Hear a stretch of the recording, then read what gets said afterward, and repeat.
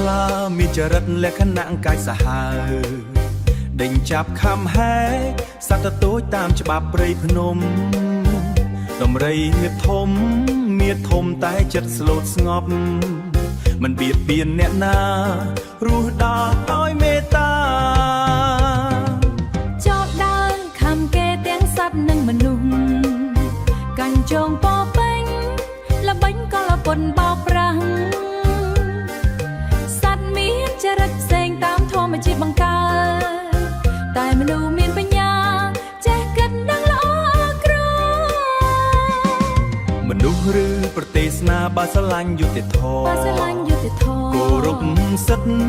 អ្នកដទៃមានតម្លៃថ្លៃថ្នូរ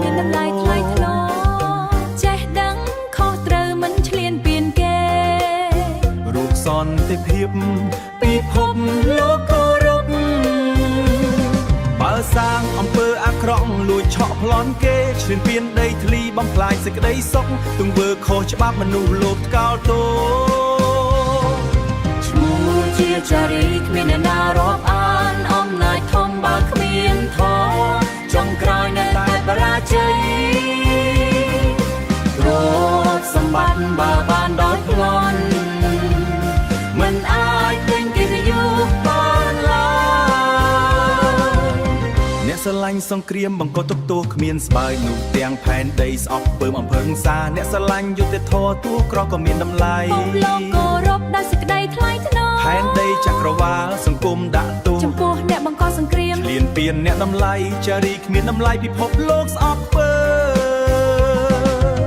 មនុស្សខ្លះកើតមកក្រតែចិត្តស្មោះត្រង់ខិតខំធ្វើល្អទោះលំបាកយ៉ាងណាឈ្មោះល្អនៅសល់ជាកាយុជីវិតល្អជាងអ្នកមានប៉ុន្តែខ្វះសីលធម៌ប្រទេសដែលរីកចម្រើនមិនមែនដោយអាវុធតែដោយច្បាប់ត្រូវនិងការគោរពគ្នាស្រឡាញ់សន្តិភាពមិនស្អប់មនុស្សណាទើបនៃមនុស្សលោកក្នុងការផ្នែកពិភពលោក